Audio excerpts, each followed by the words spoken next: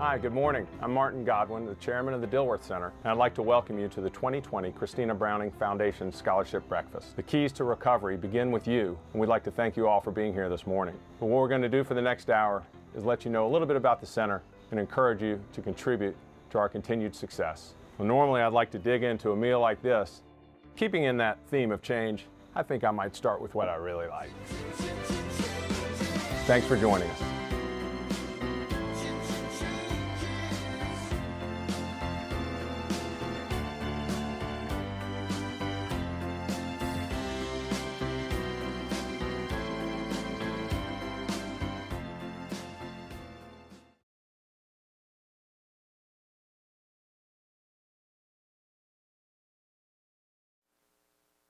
Welcome and good morning.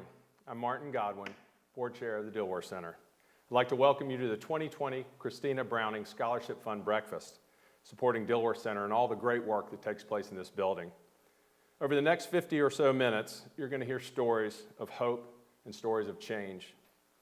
This year has been a crash course in change, and we've all been dealing with it in different ways. Today's no different. In past mornings for this event, we'd be gathered in a room exchanging hugs and handshakes. But today, you're going to have the privilege of experiencing this event in the comfort of your living room, maybe the front seat of your car, and for one of my good friends, in the dental chair. But regardless of the setting, and it may change, the message remains the same. Dilworth Center is changing lives. I'd like to begin with a prayer. God, we thank you for this day and every day, every gift and blessing in our lives. Within each day and within each life, change is constant. Change is difficult. Change is challenging. And change is beautiful. We pray that you are with us today to lead us through change, to open our hearts this morning, to experience and bear witness to your change in our lives and the lives of so many who struggle, yet experience your grace and mercy through the miracle of recovery.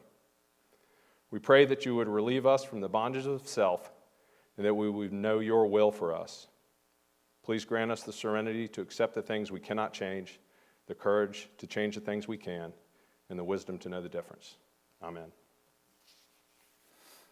Recovery is a we program. We are successful together. The support of so many helped Dilworth Center provide outstanding care to those in need. This work does change lives. The Christina Browning Scholarship Fund was established so that Dilworth Center can be there for anyone who seeks help, regardless of their economic situation. We welcome you and encourage you to join us in our growing list of supporters and champions in this mission. By making a donation today, you can make a difference. Please join me now in recognizing this year's sponsors: the Sherrill family, the Dowd Foundation; the Ryan family, Margaret and Smokey Bissell; Cameron Carmichael, Ally; Iron Tribe Fitness, Southern Lightscapes, Lowe's, Bank of America, Enpro Industries; Trust Company of the South, Hopper Communities, Hobson Builders, Acuity Brands, Lindy's, Moore and Van Allen; the Garen Barrell Foundation, Berkeley Capital Advisors; Gay Boswell in the memory of Saxon Boswell; Peter Browning in the memory of Christina Browning; Hood Hargett, U.S. Bank, Nucor Steel, Karen White, SunCap, ScanSource, McShane Partners, Wells Fargo, Gardner Skelton, and the Barnhart NCFI Foundation. In addition to the contributions that you may make this morning, you will hear testimonies and miracles of change throughout today's event. We hope that you will consider becoming a Keystone Hero. The Keystone Hero is Dilworth Center's multi-year giving society, and this is a sustaining commitment that provides the center with long-term financial stability to continue its efforts regardless of the changes that we may face. As an added incentive and to encourage you to join the Keystone Society and become a Keystone Hero, next year we will be inviting Chris Herron, the former NBA star and motivational speaker, to present during next September's Recovery Awareness Month. Dilworth Center will be sponsoring that event, and if you become a Keystone Hero today, you will have the opportunity to meet Chris on the night of the event. And now, I would like to take just a moment and tell you that the mission this morning is to raise money. It is to raise dollars in support of the Christina Browning Scholarship Fund and to help Dilworth continue its great efforts in the community. To donate, you can go to the link listed below the screen throughout this event, keytorocoverybreakfast.com. And sticking with the theme of change, and we're expecting the site to potentially crash with so many donations coming in, you can also go, if you have any challenges with that link, go to dilworthcenter.org, follow the tab to the fundraising breakfast, and donate there. So we would like to welcome you all and thank you for being a part of this morning.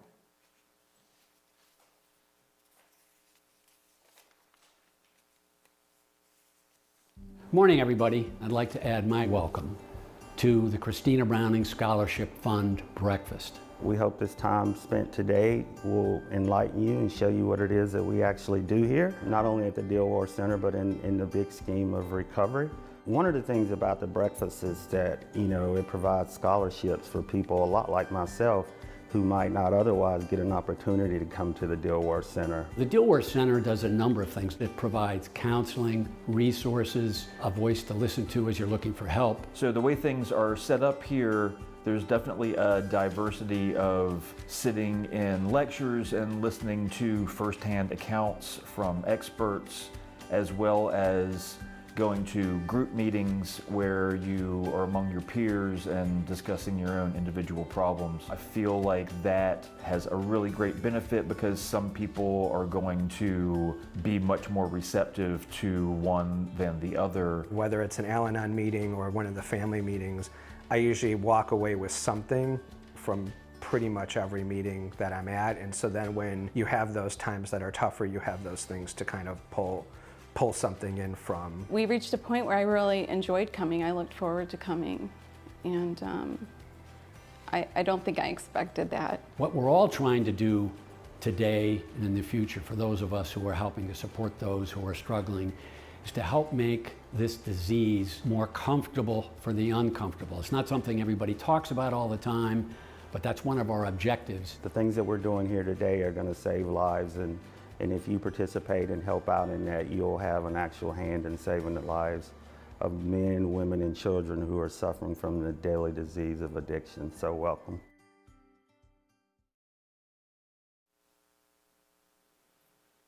Entering the field of treatment in 1983, our first speaker has spent the past 25 years at Dilworth Center, including the last 19 as our CEO. It's my pleasure to introduce our first speaker today, the CEO of Dilworth Center, Mr. Charles Odell. Hey, thanks, Martin. Appreciate it very much. I got to put my glasses on this morning to talk to you. I used to be able to see, but that was a long time ago. We are broadcasting live this portion of our show this morning from the Gambrell Auditorium here at Dilworth Center on Park Road in Charlotte. We appreciate everybody being here this morning. For those of you who know me, perhaps you may recall that I'm a native Charlottean. I was born in Charlotte, I got married here, raised my children here. I also developed my own addictions here. Through the late 60s, 70s, and into the early 80s, my alcoholism and addiction reached the point of nearly killing me. My family stepped in and provided the opportunity for me to attend treatment. Their assistance paid off. I entered into recovery in 1982, and next month I'll celebrate 38 years sobriety. I've been at Dilworth Center for 25 of my 37 years working in the alcoholism and addiction field. I see Dilworth Center as an ideal community-based resource for treating alcoholism and addiction. We have an outstanding treatment team with over 250 years combined experience in treating addiction. As a nonprofit, we remain a mission-based organization with a primary focus on helping individuals and families find recovery. We've continued to provide effective treatment services virtually throughout the entire COVID-19 pandemic. The prevalence of alcoholism and addiction in our community has never been more intense. I've lived here most of my life and I've never seen it this bad. Prior to COVID, community-based attention was primarily focused on the opioid epidemic. However, substance use is up, not only for opiates, but for many other substances, including alcohol, marijuana, cocaine, and methamphetamine. The COVID pandemic has complicated this addiction epidemic through increased isolation, joblessness, and family stressors. Although the demand for treatment has never been higher, families are more genuinely challenged to find the resources necessary to access quality care. As donors and supporters of Dilworth Center, you are in a unique position to help. Each and every donation makes a meaningful difference in the lives of those struggling with addiction. Since 2017, we have awarded over $1 million in scholarship funds, assisting over 600 individuals and families. Our goal of $350,000 this year, if reached, will help save the lives of approximately 200 people. I understand that you could be spending your time supporting any number of worthwhile charities throughout the greater Charlotte area and surrounding North and South Carolina regions. I'm personally honored that you have chosen to support Dilworth Center and to be here and join us at this time. And I'd like to thank you all sincerely for being here. Thanks a lot.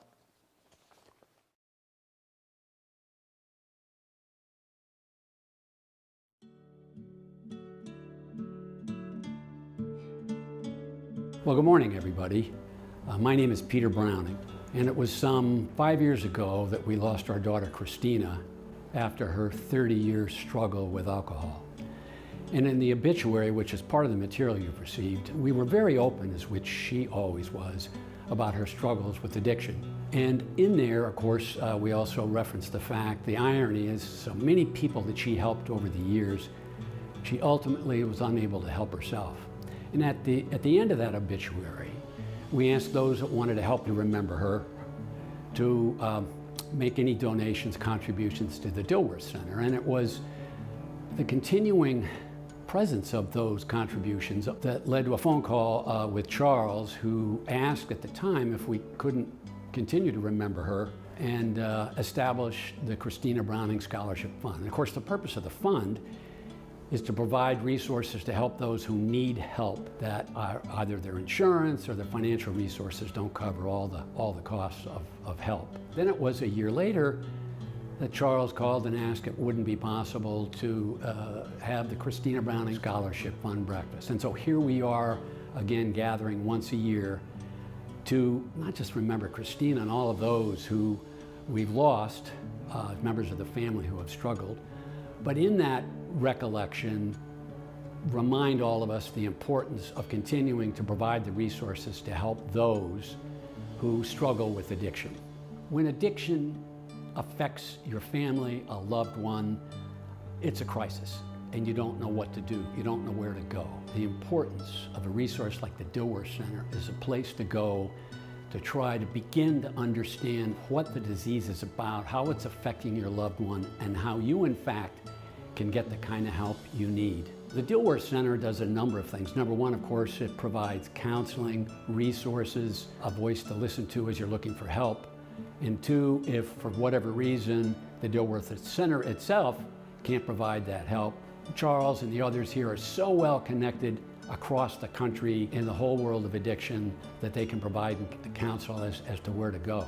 Couldn't be more pleased that we're gathering again today for the Scholarship Fund and the chance to remember Christina, more importantly, remember others, members of family that we've lost, and finally, to reassure, request, reinforce the importance of continuing to provide financial support for those that are struggling with the disease of addiction. So thank you for continuing your support to the Dilworth Center.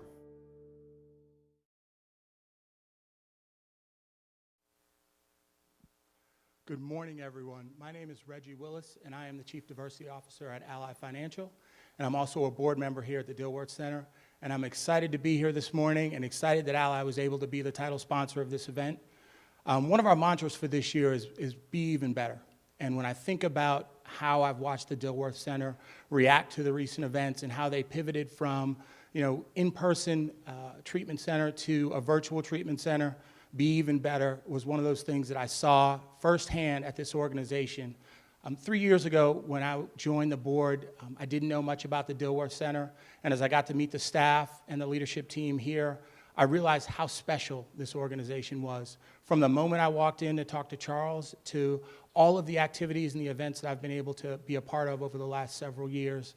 And I can't tell you how excited Ally was to continue to sponsor this event, how excited I am to be a board member here, and all of the activities that have taken place over the last 6 and 7 months, kind of dealing with this transition, dealing with the pandemic, and continuing to offer services to our city in Charlotte, and continuing to save lives.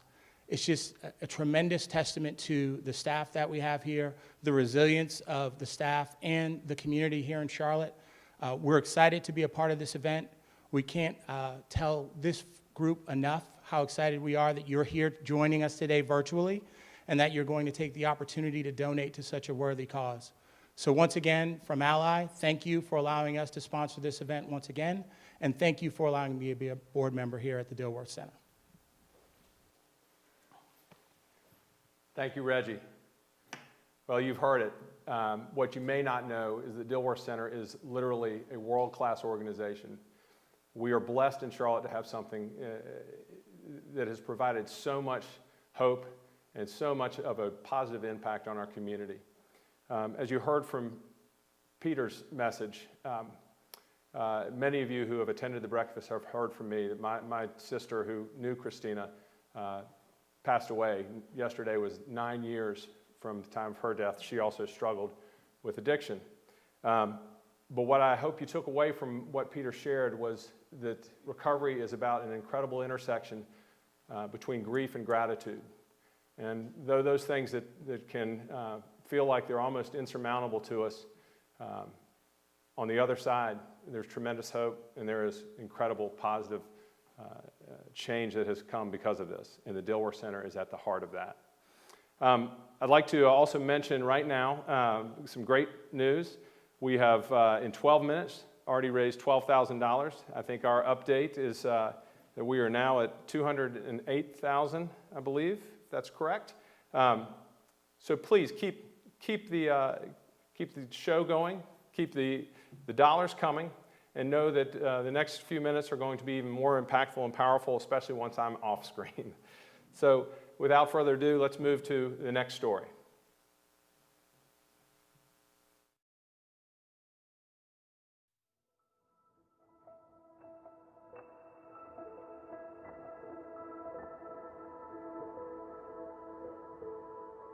Hi, I'm Sean Gentry, and I'm a very proud alumnus of Dilworth Center. So honestly, from the first time I walked in the door and sat in my very first lecture, I learned things about myself that I never knew before. Mr. Odell was the lecturer that night, and he started immediately talking about the disease model of addiction, and I realized that for years, looking in the mirror, telling myself that I did not want to do or I did not want to continue living like I was not the problem. And the problem was that I can't continue doing what I was doing because I'm an addict and I'm an alcoholic. I wouldn't say that I was cured that very first night, but it completely opened my eyes, and I absolutely knew that I was in the right place and I was on the right path. I definitely formed some really great relationships with the staff here. I met people through the program and through AA who are now close friends. When I got here and sat in that first lecture, I had definitely decided that I was going to make a change in my life. I have my sobriety date of January 9th, 2019 tattooed on my wrist. It's actually the day after I came here for the first time. So I wasn't clear-headed exactly when I walked in the door for my intake interview and the first time I ever walked in here, but I think it's awesome to also say that that's the last time that I ever walked in the door anywhere high. So I'm so appreciative of the Christina Browning Scholarship that I was awarded. The question of how I was going to pay for my treatment obviously what came up, and it was weighing heavily on me. I went to talk with Corrine, and she helped me apply for the scholarship, and I was able to work something out so that I could afford to attend the full 15-week program, and I'll be forever grateful for that. I felt that it's obvious that the patients and my treatment and me getting sober and staying sober is what's most important to this institution, this staff, and it's just amazing.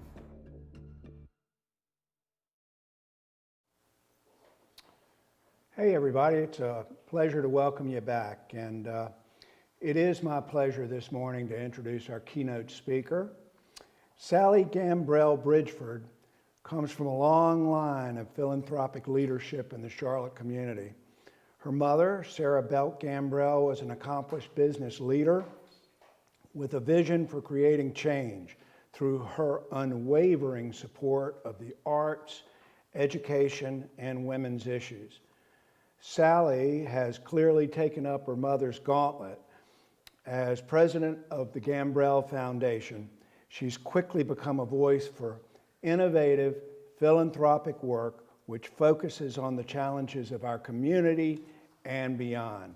I have known Sally for much of my life. Our parents were friends with each other. Sally and I went to graduate school together in Chapel Hill. Our children grew up playing together. I can honestly say that I know of no one who cares more about our community or is doing more to help our community than Sally. It's a privilege to know her and to call her my friend. Sally, you're on.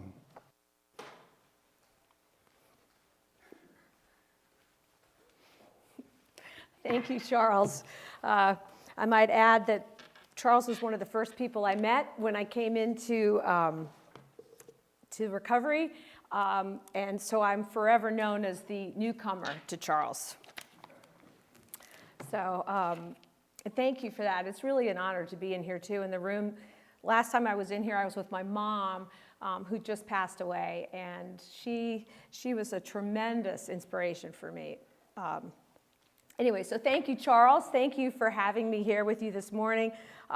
It is an honor and a small miracle to be standing here in front of you talking about my story, and to be here for really a vital cause to provide scholarships for quality outpatient treatment care for people in our community.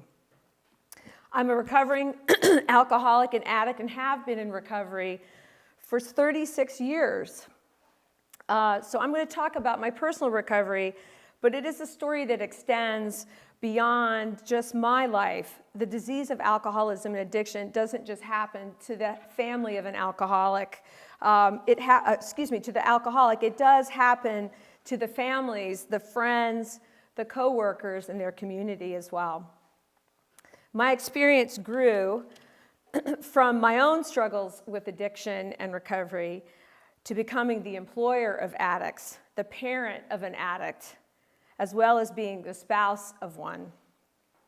And my recovery directly impacts the participation and the activity that I have in the Charlotte community and as the president of the Gambrell Foundation. So it's a big story and a big life, and I wish I had more time to share all of it with you. But the important thing is to remember that while these roles may seem different, my approach throughout to all of them is the same. And that is to believe in people, give them opportunities, and hold them accountable. Today, I am at a cause for creating inspired, empowered, contributing individuals and families that in turn create a thriving, connected, empowered community and the businesses within it. So, how did such a nice girl like me become alcoholic? I had my first drink at age 11. It was a magical moment that I remember clearly. The feel of the glass in my hand. I was at a very elegant dinner party with my parents, and the sons of the host took me in tow, and we ran around emptying the remaining drinks as the grown-ups retired for dinner. We had champagne and wine. I fell in love immediately with the taste and the sensation of the golden beverage in those glasses. I believe in that moment I experienced the sensation of craving. But the foundation for my addiction began before that first drink. I was born here in Charlotte. I was the only child of older parents. My mother was 42, my dad 58. My parents, as Charles was talking about my mom, they were both powerful CEOs. And it was never lost upon me, the weight of the legacy that was ahead of me. My mom ran her family's department store buying office in New York City. My dad was from a small South Carolina town. He made his way through scholarships to attend Furman, Harvard Business School, and ended up his career as the leader of the U.S. commercial bank at Irving Trust on Wall Street. We lived in an idyllic Park Avenue apartment. My parents gave parties, they attended cultural events, and I grew up dining and meeting with famous and powerful people. And back home, my family's names were on buildings: Gambrell Hall, Belt Chapel, not to mention all those department stores. And while I know that my parents loved and adored me, they had no idea what to do with me.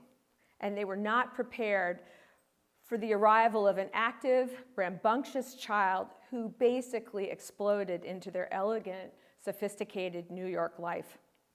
I was the only child in our apartment building and the first child in it in over 40 years. And the neighbors, they were famous people who quickly tired of my roller skating in our marble lobby or on the parquet floor in our apartment.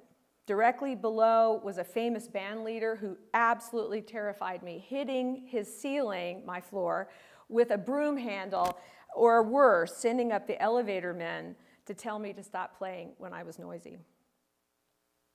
My parents were proud to show me off. I had a lot of precocious talents, but I learned quickly that having problems, like outgrowing my school uniform or just being a normal kid, was inconvenient.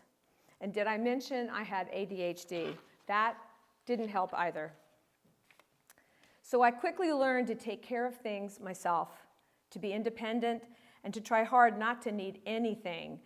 I pretended that the neglect was okay. And I tried not to have problems. I tried to ignore any dreams or needs that were inconvenient for them. Most of my time was spent with my governess and our housekeeper.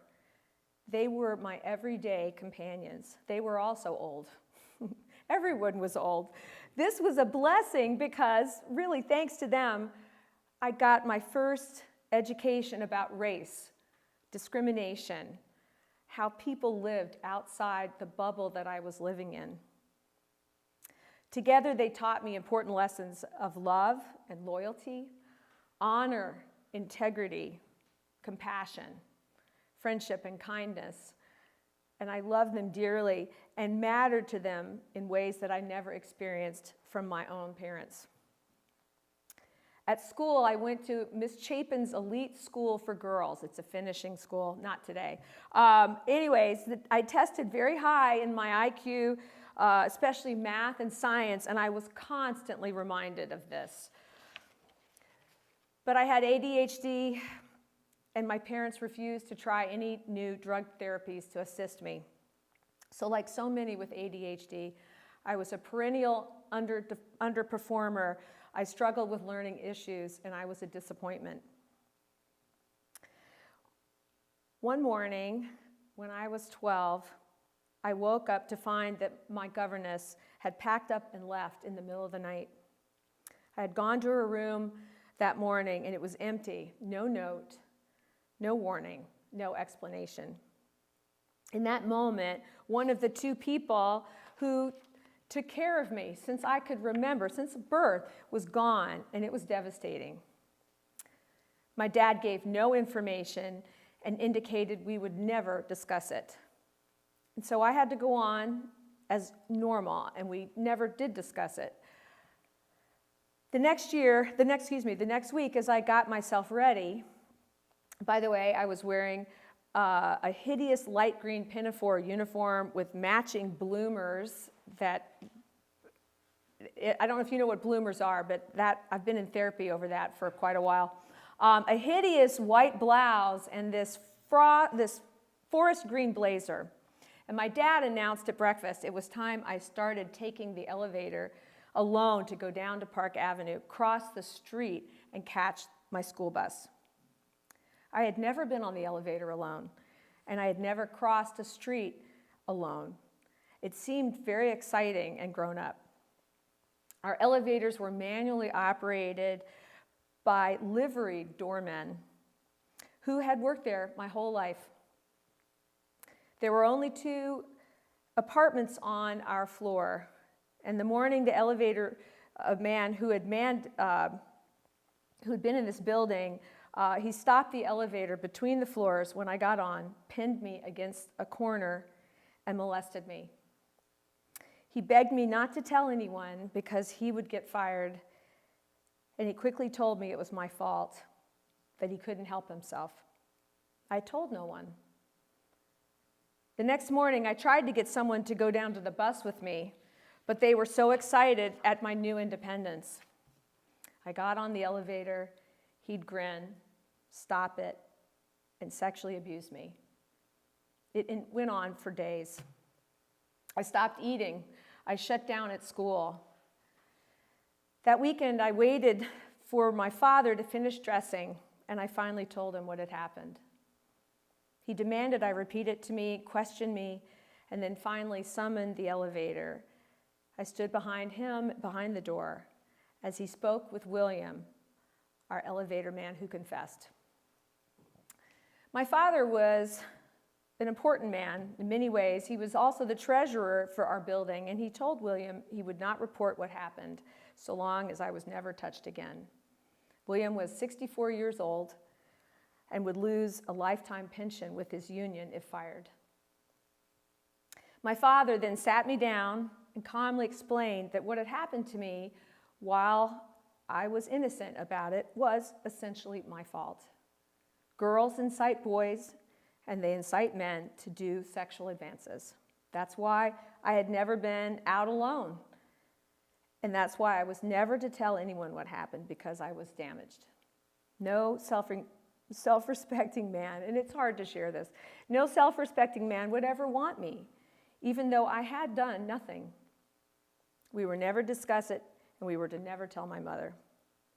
Then he sent me back on the elevator with a pedophile every morning until he retired.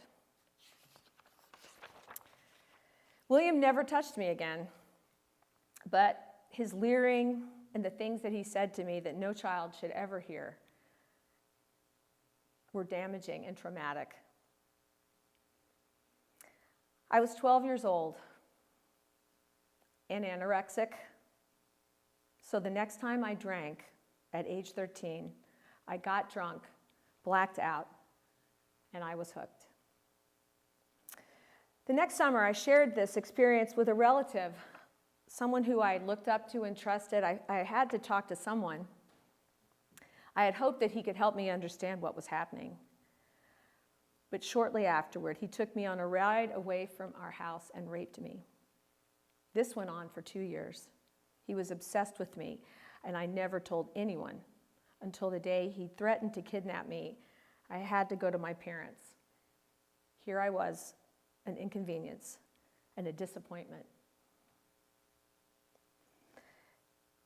The drinking age when I grew up was 18, but in New York, no one cared. So I would order drinks at restaurants and bars. And when I drank, I didn't feel the disappointment that I saw in my parents' eyes.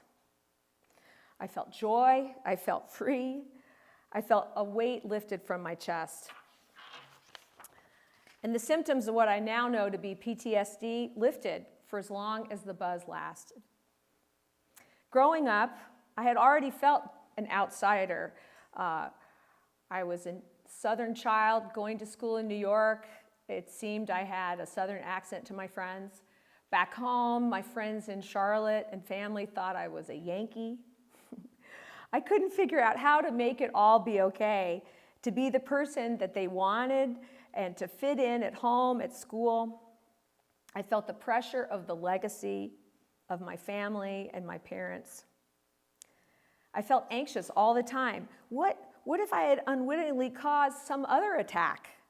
I had no idea how I was to prevent and protect myself. My life was sheltered and demanding.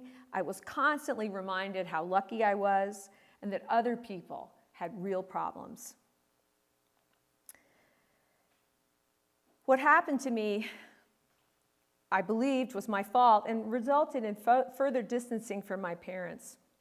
The incredible privileges and the overwhelming neglect I experienced was neglecting. I was confusing. I was so wanting to please. I was a good kid. I was talented, I was smart, but I had no idea how to meet the staggering expectations in my life. No one comforted me, but alcohol helped me with all of this. And along with drugs and eating disorders, it was the only way I survived. I don't often share my story because to so many, I grew up in a life of privilege, and the details of my daily life and problems always seemed small compared to the real problems that other people around me faced. I grew up ashamed for having problems because others really have it hard. And I haven't been as lucky as me. However, I have learned that trauma is trauma. And feeling like I was lucky and should not complain was part of the shame that weighed on me. I barely finished high school. I spent nights out late into the early morning hours, partying at clubs like infamous Studio 54. But somehow I was miraculously accepted at Duke, and my drinking increased. Blackouts were a constant problem. So I started, in my wisdom, to use amphetamines and cocaine to help. Soon I was addicted to both. One night at college, people had to go searching for me and found me at a bar to tell me that my father had died. I had long pushed him out of my life after he found out the relative was raping me and had viewed that as further proof that I was a problem. I was hurting tremendously inside, and I flunked out of Duke that semester. I did the only logical thing I could think of. I moved to Vail, Colorado, and there all the wheels came off. Of all the places to go and get sober, it happened at Vail. I went there to escape, and I got my life back instead. Let me be clear, I did not get sober because I decided one day, hey, maybe this alcohol thing is a problem. I quit because my life was becoming painfully unmanageable due to all the consequences that resulted from my use.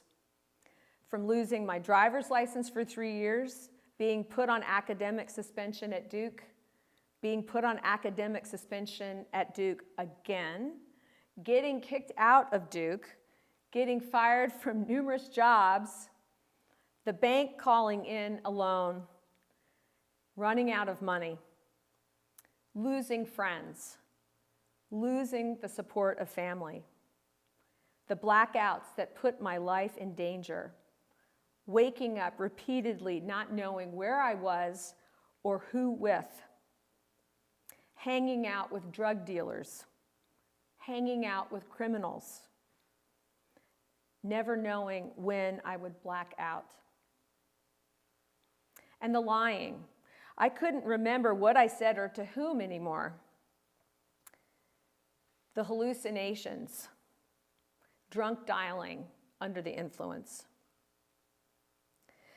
A coworker at my last job overheard me getting fired. I had a few choice words for my boss. He asked to meet me after his shift. It was my birthday, St. Patrick's Day, the perfect birthday for an alcoholic. I went out and celebrated, but for some reason showed up to talk with him after work. The rest is history. I had no idea that he and a group of his friends were all in recovery and had been watching me for weeks. They were wondering if I was going to make it. As he listened with a calm, confident, compassionate manner, I found myself asking him, "Do you think I have a problem with alcohol?" I had quit using cocaine a month or so before. Those were a problem, but surely not alcohol. Maybe I was just defective and needed the alcohol to get by. Maybe that was okay. He said there's this group that might help me if I was interested, and that he'd be glad to take me there. I attended my first recovery meeting a day later. The people at the meeting terrified me.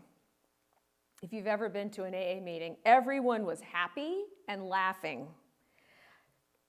For me, surely having an alcohol problem was tragic. When I asked questions, their answers made me think they were in a cult. That led to more laughter. They suggested I tried controlled drinking. And if successful, maybe I wasn't an alcoholic. There were no lectures. No one was telling me what to do. This was unexpected. So I performed a controlled drinking experiment, and it did not end well. It started early one morning, skiing with friends, drinking at the end of a season race through town. At some point, I came out of a blackout laughing while getting run over by the Vail bus, only to wake up a day later in a house that I didn't know with about 30 people I didn't recognize, and had to hitchhike home in a knee-deep blizzard.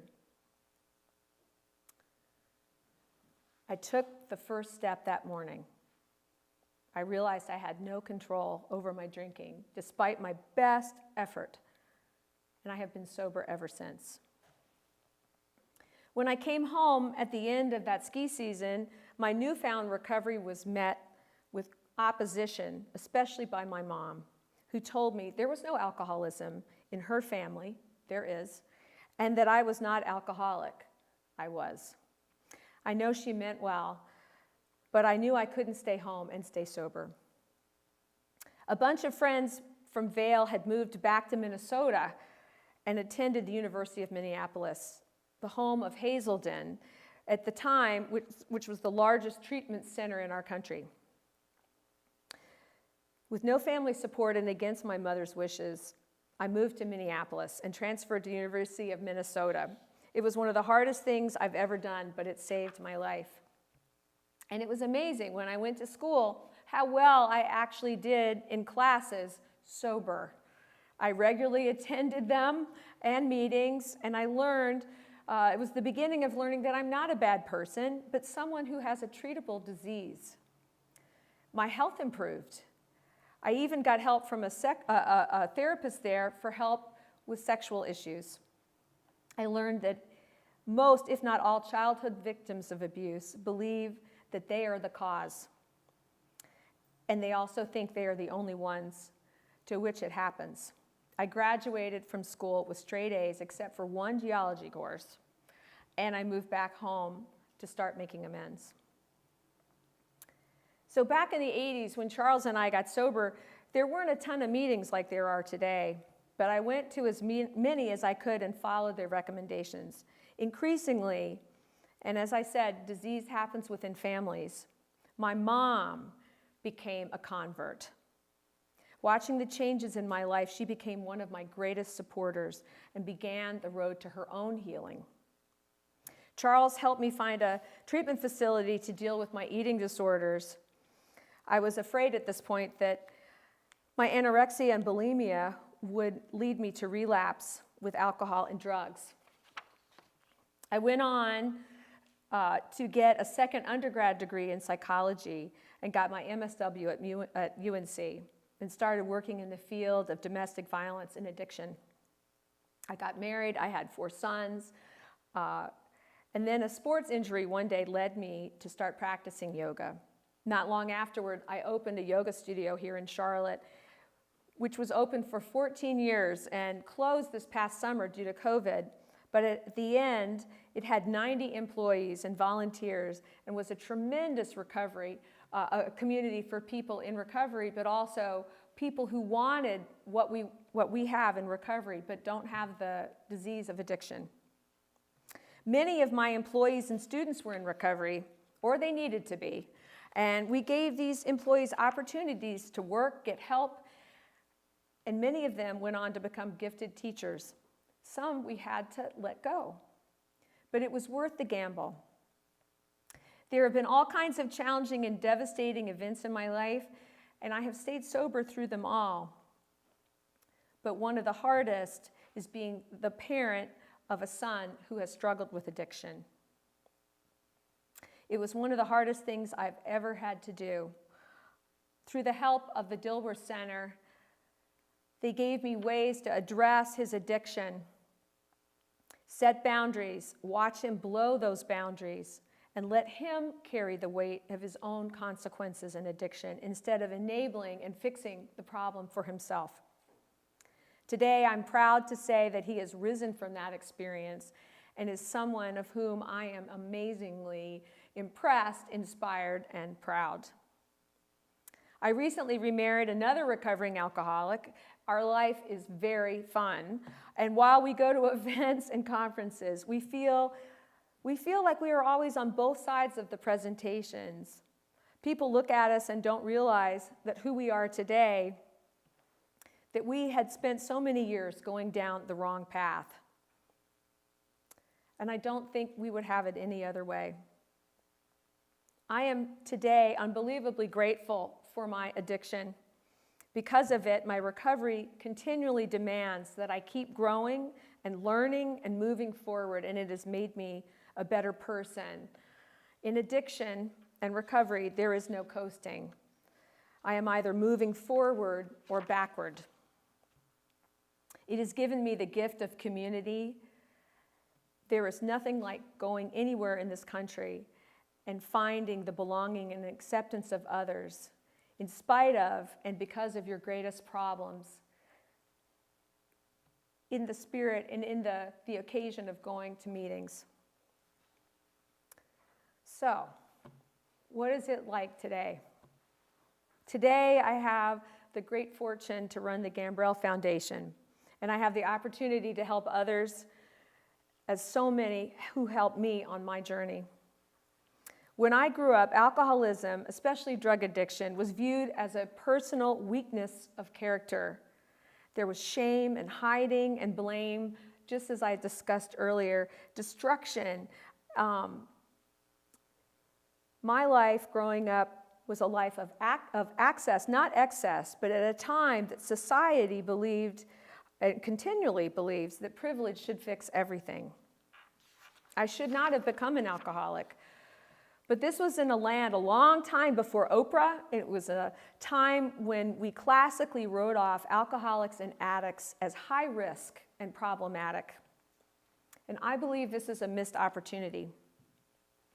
Thank God for Betty Ford and others who began to help change the public faces of those struggling with addiction from someone who looks like a homeless wino under a bridge to a face like mine and the face of so many. I've heard it said in recovery that we come from Yale and we come from jail. And so today I'm asking that we look hard at our outdated perceptions of what alcoholics look like and instead look at what is possible here. Let me be clear, addiction is a disease and it destroys lives, families, plagues businesses, the community, and it contributes to crime and death and robs us of the potential contribution of people who suffer untreated. But recovery produces hardworking people, people who are committed, like me, due to the nature of this disease, to keep growing, learning, stretching, or face relapse. It doesn't just happen in isolation. As I said, addiction impacts the lives of all the people around us, our family members, our neighbors, our children's classmates, our coworkers. For a moment, think of the many ways that you have been personally impacted by alcoholism in your own life.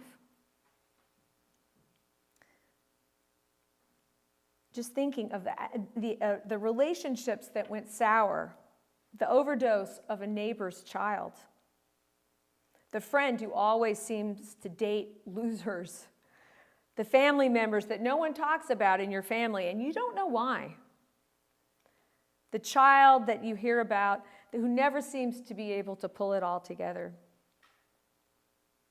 We have justified fears and concerns around addiction that perpetuate our attitudes. Yet to hold people endlessly accountable for actions and behaviors that they did under the influence, it is at a certain point we need to be guided by who they are today and who they are being in recovery today. And I ask and hope that as a society we can shift from a position of judgment to one of compassion for people suffering from a disease and feel sadness rather than shame them for the lives that are destroyed by addiction. It is my opinion that that judgment is more about our own fear. So, I have some suggestions. Number one, if we want to help address this crisis, which is going on today in our community, as Charles and I have talked about, we are experiencing a drug crisis, an epidemic in the midst of a pandemic.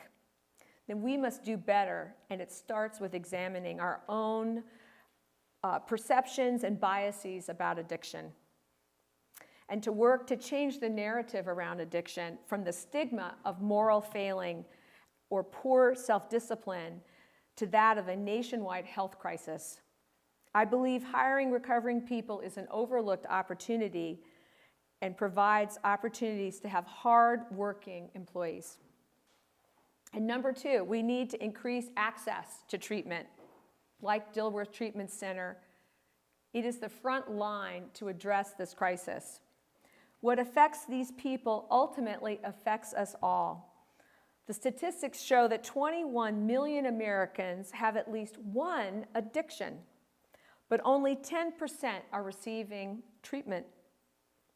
And regarding alcoholism alone, only 7% of America's alcoholics receive treatment. And alcoholism, for those of you who are business owners, it affects the U.S. economy in over $600 billion lost a year. Nationwide, alcoholism is the cause of 5.3% of deaths. The breakfast this morning offers all of us a great place to begin investing in something to address this problem, right here and right now.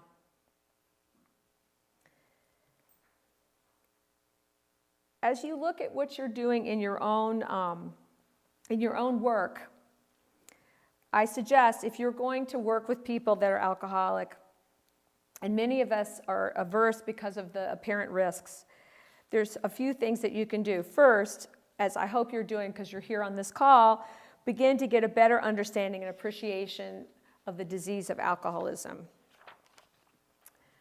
And then second, with that understanding, create consistent and adhere to company policies and boundaries that support but hold recovering people accountable. I'm not suggesting enabling, putting up with, or suffering anything as an employer, but about setting and communicating clear expectations and a bar of performance and then holding people to it. That was successful for me in my business. My experience as an employer is that when you offer people opportunities and give them a vision of who they can be for you as an employee, they respond positively. It also puts the responsibility on them, and if they are unable to live up to those expectations, fire them well and wish them well.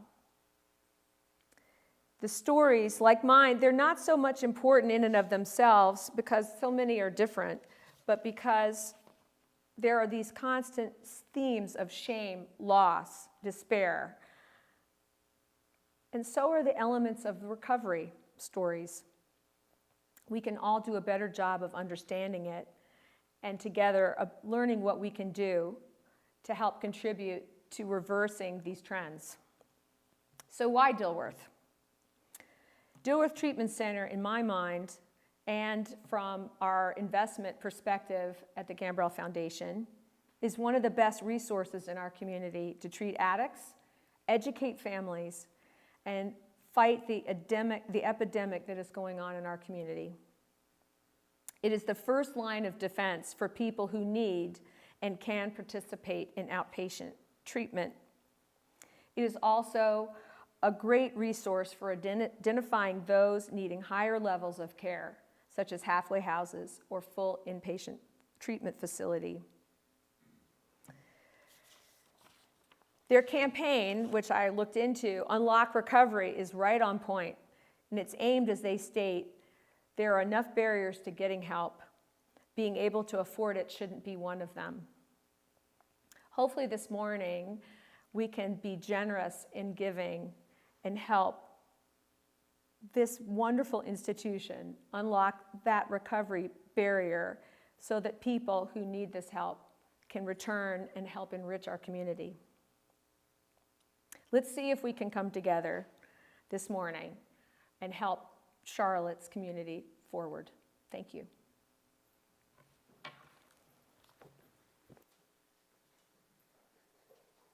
Thank you, Sally. Thank you, Sally. I think what we all heard there is a story of change and a story of positive growth and impact that someone in recovery can have for themselves, for their family, and for their community. And it obviously resonated with many of you out there. I'd like to share the good news that we are now almost at $280,000 raised. That is fantastic. I'd like to remind everyone that there is an opportunity to be a Keystone hero, and someone who can make a difference over multi-years is exactly what that's about. I'd like to also take this moment to share with you, we have a couple more videos, and the next is from a great friend of mine, Fred Oates, who is one of our board members, and we'll listen to his story.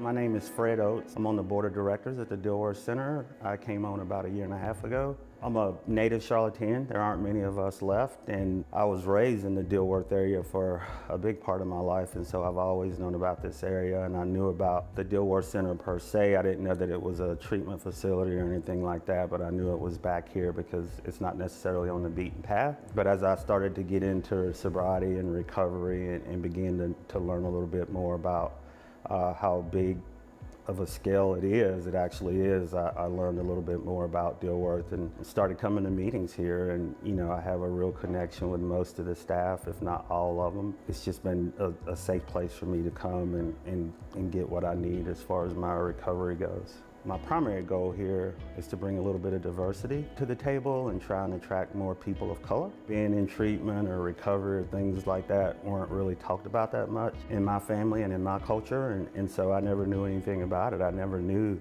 that there was a place that you could go and people that you could talk to about your issues. I think, you know, when I grew up, if you suffered from drug addiction or alcohol or a combination of both, we didn't really know anything about seeking help or asking for help or anything like that. One of the things about the breakfast is that, you know, it provides scholarships for people a lot like myself who might not otherwise get an opportunity to come to the Dilworth Center. It also provides familiarity and a family and a place to go to where you can be safe and you can say what's on your mind and on your heart. It's kind of like a training ground almost, so that you really understand what recovery is about and what the 12 steps are about, and you develop relationships, you know, whether it's one-on-one or in a group setting, so that when you do end up in an Alcoholics Anonymous meeting, which, you know, we hope that you will, it'll be familiar. And so right now, especially with times being the way that they are, and not being able to meet in person. The Zoom meetings are huge right now, and for the folks who are really committed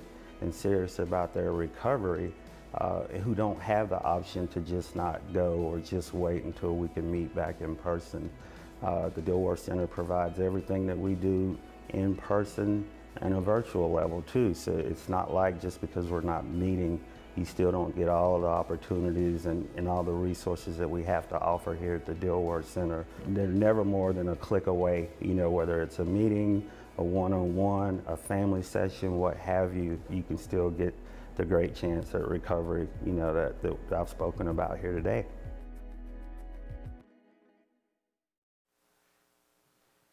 And now back to this face made for radio. I'd like to welcome you back and again extend my thanks to everyone who has donated, and to let you know that donations will continue to be accepted even after today's event is concluded. Without further ado, we'd like to share with you a wonderful and powerful story from one of the families who has had a child go through the program here at Dilworth.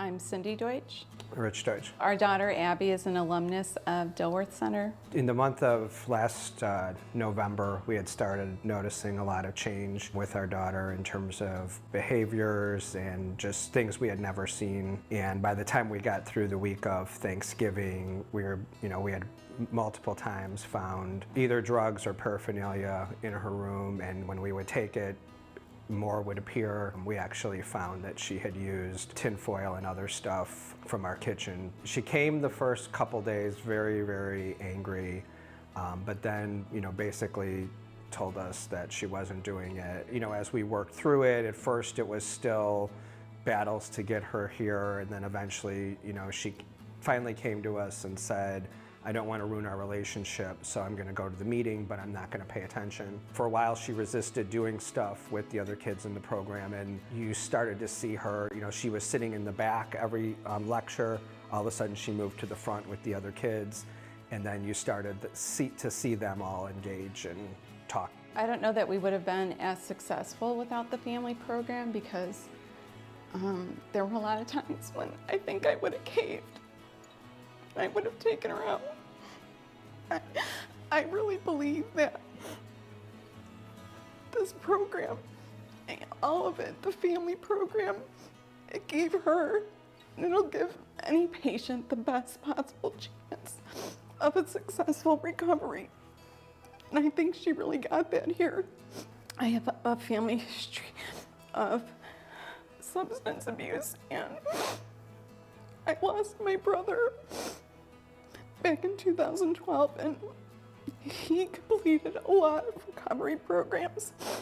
And I think that the missing component was the family program, because I don't ever remember going and hearing the things that we heard here, and they helped, and they made me realize that it is a family disease, and everybody needs to be a part of the recovery. When I start to look at just where Abby's at today, it's not even that she's stopped using drugs, but just even her concern about us and her engagement with us is probably even greater than it was previous to all this happening. Just walking in here, you feel a little bit better. I can remember, coming here that very first day, and just, I was scared, but it was just, everybody was very welcoming, and you're walking up to this beautiful place and it feels like home. We were very fortunate not only to find the program, but to have the means to pay for it.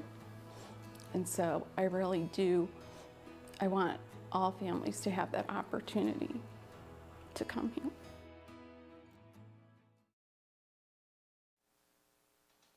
And as we come to the close of today's event, I'd like to thank everyone again for being a part of this morning's wonderful Christina Browning Scholarship Fund breakfast. Let's hope next year we can do this in person, but I can't thank you enough for what you've done for us today.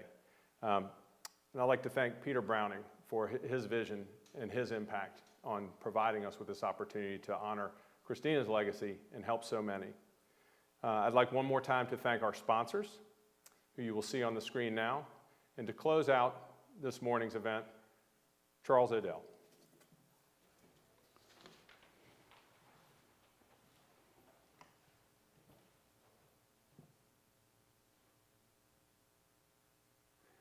Okay, everybody. Hey, thank you for being here today. It is my pleasure to wish you a good day, a good morning on behalf of our board of directors, our staff, and volunteers here at Dilworth. We offer our sincere thanks and appreciation for your time and efforts in supporting Dilworth Center. Have a great day.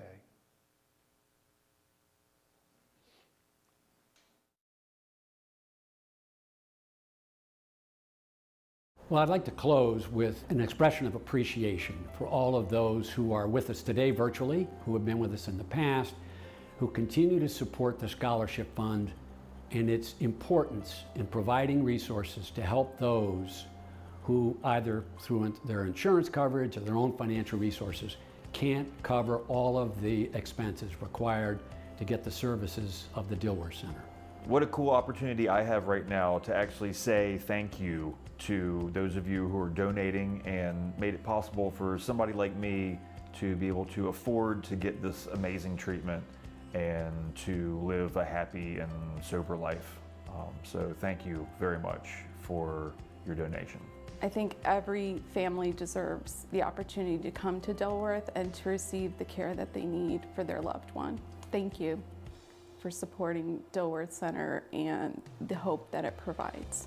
Thank you to all of you who help us, however small or however great it may be, and just know that anytime you want to come to the Dilworth Center or come to any of our events, we will welcome you in, show you what we do here, because you never know, these connections and these relationships, how far they actually go into saving someone's life. So thank you again for all that you do.